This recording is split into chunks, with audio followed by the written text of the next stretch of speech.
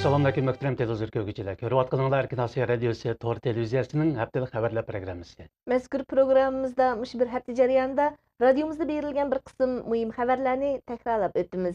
Men Erkin. Men Gulchehra. Qashqar viloyatlik o'rta xalq sud mahkamasi dushanba kuni hukm chiqarib, qog'iliq 28 fevral Baxt yo'li voqeasiga qatnashib qo'lga olingan Abdukerim Mahmudni o'lim jazosiga hukm qilgan. Bu hukm kishilik huquq tashkilotlarida jiddiy gumon qo'zg'adi.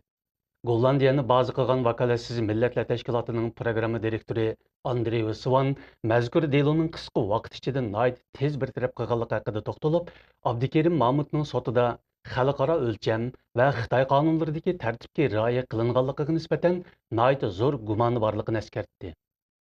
Dünya Uyg'ur qurultiyi seshanba kuni e'lon qilgan bayonotida Xitoy doiralarini Uyg'ur elida sotni siyosiylashtirish bilan tanqid qilgan edi. 28 fevral qog'iliq Baxt yo'li Ko'ktat bozorida yuz bergan mazkur voqeaga qatnashgan 9 Uyg'urdan 8 kishi Xitoy amonlik kuchlari tomonidan etib tashlangan.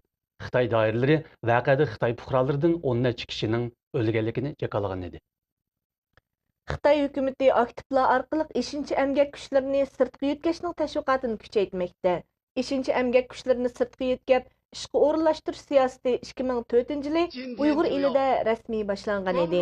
Bu siyosat 2009-yilga kelganda 26-iyun Shougan voqeasi va 5-iyul Urumchi voqeasiga sabab bo'lgan bo'lsa-mu, lekin yana davom qilmoqda. Yaqinqi ma'lumotlarga qaraganda Xitoy bu siyosatni bir qism aktivlarni ishga selib, mazkur siyosatni maqtashga va yana ko'plagan Uyg'urlarni jalb qilishga tirishmoqda ekan. Aqtu nayisining Ujmi yezisi 5-kentidagi Rayhongul Emir 2007-yili Aqtu nayisidan tunji turkumdagi Jerjanga yo'tkalgan Uyg'ur qizlarining biri bo'lib, u navbatda ana shu aktiv tashviqotchilarning biriga aylangan. Amerika, Norvegiya, Avstraliyadagi Uyg'urlar 24 mart Navro'zni xotirladi. Amerikadagi Navro'z faoliyatini Dunyo Uyg'ur qurultiyi va Amerika Uyg'ur jamiyati birlikda uyushtirgan. Faoliyatga Uyg'ur milliy harakati rahbari Rabia Qodir xonim bosh bo'lib qatnashdi. Norvegiyadagi Navro'z faoliyati Mo'minjon boshchiligidagi san'at guruhi tayyorlab kelgan mo'l mazmunli san'at nomerlari bilan intayin hayajonli kayfiyat ichida o'tgan. Navro'z yana Sharq Turkiston Avstraliya jamiyatining o'rinlashtirishi bilan Avstraliyaning Adelaide shahrida o'tkazilgan.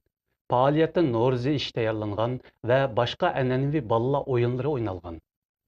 Turkiya 2012-yilni Xitoy yili deb bekitgandan keyin Dünya Uyg'ur qurultiyi Xitoyning Turkiyada elib berayotgan faoliyatlarga qarshi Turkiyaning har qaysi viloyatlarida faoliyat o'tkazishni qaror qilgan edi. Bu qarorga asosan 2012-yili 3-oyning 27-kuni Turkiyaning Isparta viloyati Sulaymon Demirel universitetida Uyg'ur turiklari mavzuliq doklad berish yig'ini o'tkazildi. Yig'inda Dünya Uyg'ur qurultiyi muavin raisi Seyit Tömtürk apandi Uyg'urlarning tarixi, bugungi vaziyati va chet elda elib berayotgan Sharq Turkiston da'vosi haqida to'xtaldi. Yig'inni Isparta universiteti o'quvchilar uyushmasi uyushtirgan bo'lib, yig'inga 500 atrofida kishi qatnashdi. 1990-yildagi Barin inqilobi mezgilida qo'lga olinib, bu yil 14 fevral Xitoy turmasida o'lib ketgan Mahat Hasan turmadagi nachar turmush sharoiti sababidan o'rnidan qo'polmaydigan bo'lib qolganda turma doktorxonasiga yetkazilgan. Lekin u mazkur doktorxonada davolanishga erishamagan. Mahat Hasanning hadisi bu saranning bildirishicha, ular Mahat Hasanni kepillik berishini talab qilgan bo'lsa-mu, lekin doiralar ularning talabini rad qilgan. Mahat Hasan turma doktorxonasida o'limni kutib yetishga majbur bo'lgan. Halbuki kasal azobi va ochliq Mahat Hasanning odimiyligi va erlik burch tuyg'usini ta'sirga uchirtamagan. U hatto jon hal qilmoqqa kelib qolgandimi, o'z oilasidagilarga tasalli bergan va hayot chiqqandan keyin ularning holidan texmi yaxshi xabar oladiganligini ifodalagan.